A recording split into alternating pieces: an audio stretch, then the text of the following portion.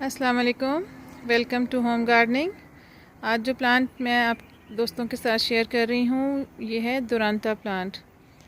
इसको हमारे यहाँ फेंस के तौर पे, हेज के तौर पे, या जैसे उर्दू में हम पंजाबी में बाड़ कहते हैं, बाड़ के तौर पे भी लगाया जाता है। लेकिन मैंने इसको एज अ ऑर्नामेंटल प्लांट लगाया हुआ है। देखें, बहुत ही खूबसूरत येलो कलर का फॉलिएज है।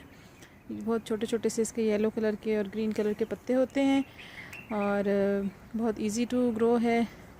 मैंने इसको, ये एक पौधा है, इसको इस तरह क्यारी में लगाया है। देखें, काफ़ी बड़ा ही मेरे पास हो चुका है। तकरीबन 8 फुट इसकी हाइट होगी। और इस तरह 3 हिस्सों में मैंने डिवाइड करके इसको खूबसूरती बढ़ाने के लिए इसके पोर्शंस बना के, तो इसकी कटिंग रेगुलर होती है। अभी इसकी कटिंग होने वाली है, लेकिन अभी मैंने इसकी कटिंग नहीं की। अभी थोड़ी सी इतनी नीट लुक नहीं आ रही। जैसे ये स्टेम्स बड़ी हुई हैं, ये साइडों से भी इस तरह इसकी बड़ी कैंची के साथ मैं इसकी इसको सारी इस तरह से इसके गोल करके इसकी कटिंग करती हूँ। बहुत इजी ग्रो करने वाला पौधा है। और जब इसको शुरू में आप लगाते हैं, जब इसकी छोटा प्लांट होता है बहुत, तो आप उस वक्त इसको रेगुलर पानी की और खाद की ज़रूरत होती है।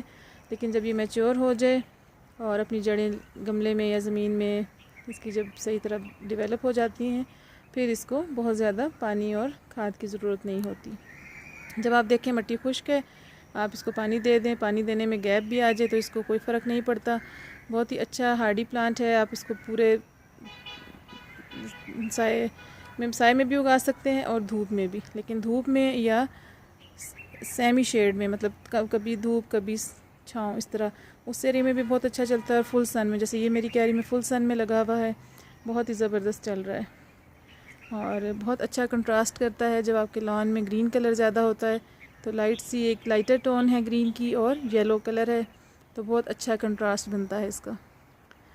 और स्लो ग्रोअर होती हैं हेजिस, लेकिन ये बहुत स्लो ग्रोअर नहीं है, मतलब दरमियाना है कि बहुत फास्ट ग्रोअर भी नहीं है, बहुत तेज़ी से चलने वाली भी नहीं है, और बहुत आहिस्ता चलने वाली भी ये नहीं है।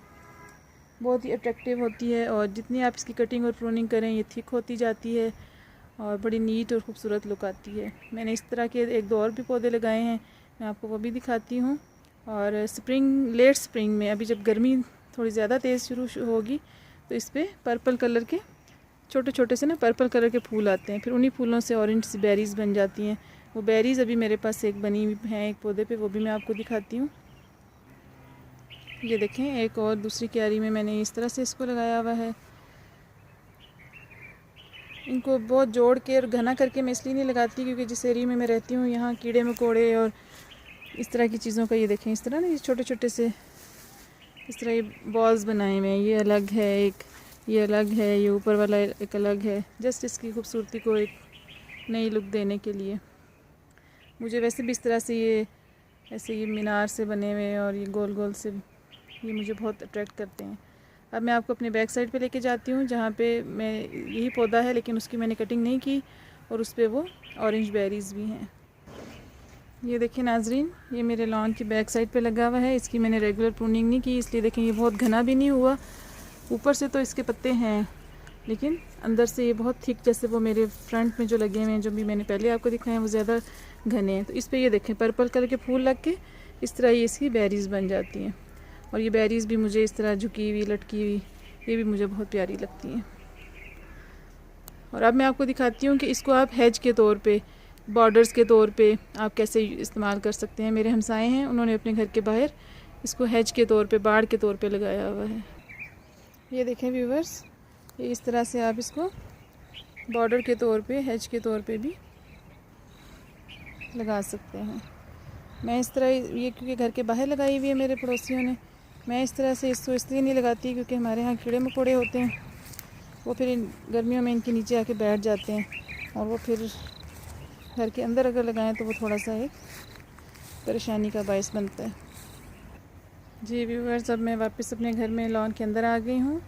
तो अब इसकी प्रोपगेशन का मैं बताऊँ कि प्रोपगेशन बहुत आसान है। आप ये टहनी काटें, इसको आप लगा लें, छोटी बड़ी स्टेम जिस तरह मर्ज़ी लें, और इसको रूटिंग हार्मोन लगाएं तब भी सही है, ना लगाएं तब भी आप इसको अच्छे से सॉइल मिक्सचर में डिप करें। स्प्रिंग में या बरसात में आप इसकी लगा सकते हैं कटिंग्स, तो बहुत अच्छे चलने वाला पौधा है। मुख्तलिफ़ तरीक़ों से आप इसको लगा सकते हैं, जैसे अभी 2-3 तरीके आप इसको मुख्तलिफ़ तरीक़ों से लगाएं और इन्जॉय करें। बहुत ही खूबसूरत कंट्रास्टिंग प्लांट है और काफ़ी हाइट भी ले लेता है। जितना आप इसको लंबा रखना चाहें, मैंने इसको लंबा कर लिया। अगर आप इसको छोटा, आप इसको अगर यहाँ तक रखना चाहें, सिर्फ आप ये ऊपर वाला सारा इस पोर्शन काट दें, तो एक छोटा सा ये बॉल आप छोटा बनाएं, बड़ा बनाएं, जिस तरह आपको पसंद है। 2 रखने चाहें, 3, इससे ऊपर भी। अब मैं इससे ऊपर सोच रही हूँ कि इसको ना बढ़ाऊँ, क्योंकि अभी भी इसकी प्रूनिंग करने के लिए, इसकी कटिंग के लिए मुझे सीढ़ी का इस्तेमाल करना पड़ता है। तो इससे बड़ा हो गया फिर मेरे लिए मुश्किल हो जाएगी इसकी कटिंग।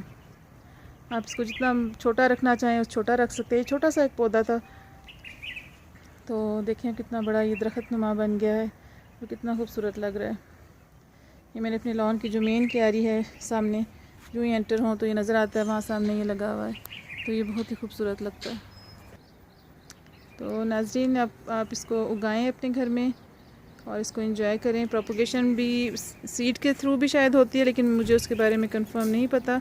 लेकिन इसकी मेनली जो मैंने नर्सरी के माली से भी पूछा, उसने भी ये बताया कि हम इसकी जो प्रोपगेशन है वो इस तरह कटिंग के थ्रू करते हैं। छोटी छोटी पॉलीथीन की बैग्स होते हैं उनके पास, उसमें वो अच्छा सा सॉइल मिक्सचर डाल के, जैसे भालू मिट्टी डाल लें, कोकोपीट डाल लें, जो भी आपके पास अवेलेबल है, और जो आपकी नेटिव सॉइल है। जैसे मैं अपने ज़्यादातर काम जो है अपनी इसी एरिया की जो ज़मीन है, मिट्टी है, इसी से करती हूँ, और ज़्यादातर इस मिट्टी के साथ गोबर की खाद को इस्तेमाल करके मैं अपने सारे काम करती हूँ।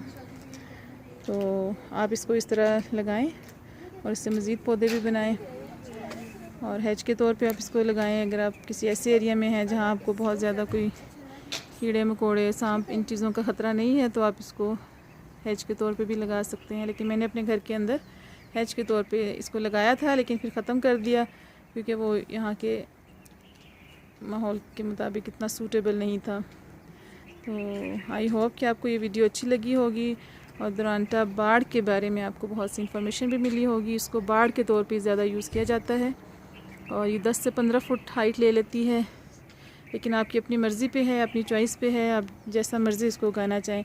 अभी तकरीबन मई में आई थिंक कि इस पर अगर मैं इसकी कटिंग ना करूं तो ऐसी इसकी लटकने वाली शाखें, ऐसे झुकी झुकी सी टहनियाँ इसकी बन जाती हैं, और उन पे फिर पर्पल कलर के गुच्छा नुमा छोटे छोटे पर्पल फूल होते हैं, लेकिन गुच्छे की तरह लगते हैं। वो भी बहुत खूबसूरत लगते हैं। तो जब वो निकलेंगे तो इंशाल्लाह मैं आपके साथ वो भी शेयर करूँगी। तो आई होप कि आपको ये अच्छी लगा होगा और वीडियो पसंद आई होगी, और इस पौधे के बारे में इंफॉर्मेशन भी मिली होगी। फुल सन में और सेमी शेड में आप इसको लगा सकते हैं। फुल शेड में ये बहुत अच्छा नहीं चलता, उतना घना नहीं होता, बड़ा लेगी सा और स्किनी सा रहता है, इसकी ऐसे घनी लुक नहीं आती फुल शेड में। तो नेक्स्ट वीडियो तक आपसे मैं इजाज़त चाहूँगी। अपने माहौल का ख्याल रखिए, दरख्त उगाएँ और अपने माहौल को साफ़ सुथरा रखें। अल्लाह हाफ़िज़।